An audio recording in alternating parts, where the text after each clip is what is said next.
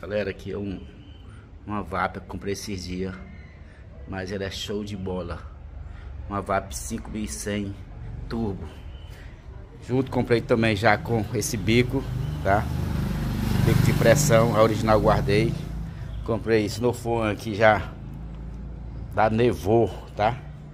Muito bom. Vou mostrar aqui como é que joga aqui um pouco desse detergente aqui pra vocês.